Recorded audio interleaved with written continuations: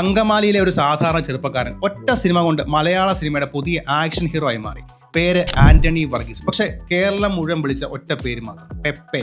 ഇതൊരു നടന്റെ കഥയല്ല, ഒരു നാട്ടിൻപുറത്തുകാരൻ സ്വന്തം റിയാലിറ്റി ആയുധമാക്കി ഇന്ത്യ മുഴുവൻ അറിയപ്പെടുന്ന താരമായി മാറിയ കഥയാണ്.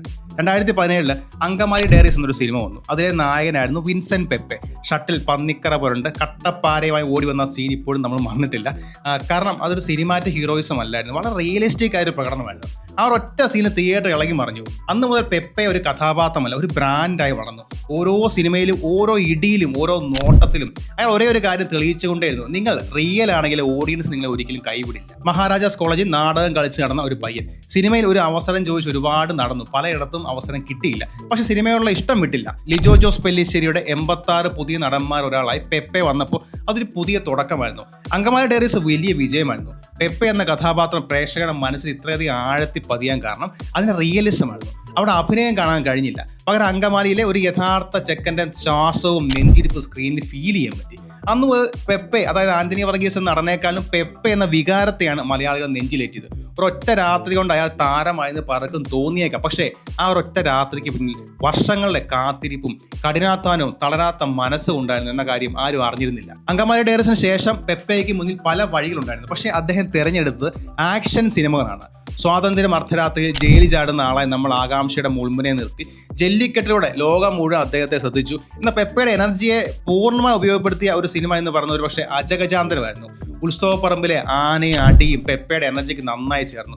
ഓരോ സിനിമ കഴിയുന്തോറും ഇത് ഏതാണ് എൻ്റെ വഴി എന്ന് അദ്ദേഹം തെളിയിച്ചുകൊണ്ടിരുന്നു. അവസാനം RDXലെ റോബർട്ട് എന്ന കഥാപാത്രം വന്നപ്പോൾ പെപ്പയുടെ ആക്ഷൻ സിനിമകൾക്ക് കൂടുതൽ ആരാധകരുണ്ടായി. പടം വലിയ ഹിറ്റായി. അതോടെ പെപ്പയുടെ കരിയർ പെട്ടെന്ന് ഉയരങ്ങളിലെത്തി.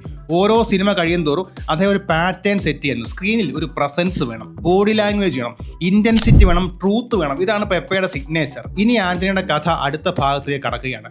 അങ്കമാലി തുടങ്ങിയ ആ യാത്ര ഇനി ഇന്ത്യ മുഴുവൻ എത്താൻ പോവുകയാണ്. പെപ്പയുടെ കരിയറിലെ ഏറ്റവും പുതിയ സിനിമയായ കാട്ടാളം വരികയാണ്. ഇതൊരു സാധാരണ മലയാളം പടമല്ല. മലയാളം, ഹിന്ദി, തമിഴ്, കന്നഡ ഭാഷകളിൽ ഒരേ സമയം ഇറങ്ങുന്ന പാൻ ഇന്ത്യൻ ആക്ഷൻ ത്രില്ലറാണ്. ആനക്കൊമ്പ് വേട്ടയുടെ പശ്ചാത്തലത്തിലാണ് ഈ കഥ നടക്കുന്നതെന്നാണ് കേൾക്കുന്നത്. പോൾ ജോർജ് എന്ന പുതിയ സംവിധായകനാണ് ഈ സിനിമ ചെയ്യുന്നത്. ഉണ്ണിമുകുന്ദൻ്റെ മാർക്കോ എന്ന സിനിമ നിർമ്മിച്ച ക്യൂബ്സ് എന്റർടൈൻമെന്റ് ആണ് ഇതിന്റെ നിർമ്മാതാക്കൾ. അതുകൊണ്ട് തന്നെ സിനിമയുടെ പ്രൊഡക്ഷൻ ക്വാളിറ്റി നമുക്ക് പ്രതീക്ഷിക്കാം.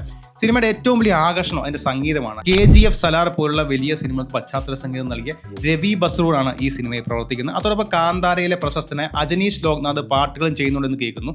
ഈ പേരുകൾ കേൾക്കുമ്പോൾ തന്നെ കാട്ടാളം തിയേറ്ററിൽ എങ്ങനെയുള്ള ഒരു അനുഭവമായിരിക്കും ഏകദേശം മനസ്സിലാക്കാം. കമ്പ്യൂട്ടർ ഗ്രാഫിക്സ് ഇല്ലാതെ തന്നെ യഥാർത്ഥ ആനകളെ വെച്ചാണ് ഷൂട്ട് ചെയ്തത്, അതും തായ്ലൻഡിൽ വെച്ച്. ഓങ് ബായ് എന്ന ടോണിജയുടെ സിനിമയിലെ ആന വരെ ഇതിൽ അഭിനയിച്ചിട്ടുണ്ടെന്നൊക്കെ റിപ്പോർട്ടുകളുണ്ട്.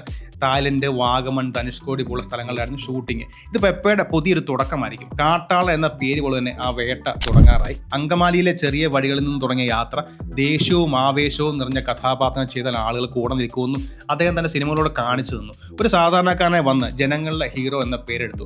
ആന്റണി വർഗീസ് എന്ന പെപ്പയുടെ അടുത്ത ഇടി കാട്ടാളനോടെ ഇന്ത്യ മുഴുവൻ അറിയപ്പെടും. അതിനായി കാത്തിരിക്കാം. പെപ്പയുടെ ഏത് സിനിമയാണ് നിങ്ങളുടെ ഫേവറേറ്റ്? അങ്കമാലി ഡയറീസ് ആണോ, അതോ RDX ആണോ, അതോ കാട്ടാളൻ ഈ റെക്കോർഡൊക്കെ തൂക്കുക? അതായത് നിങ്ങളുടെ അഭിപ്രായം കമൻറ്റ് ചെയ്യുക.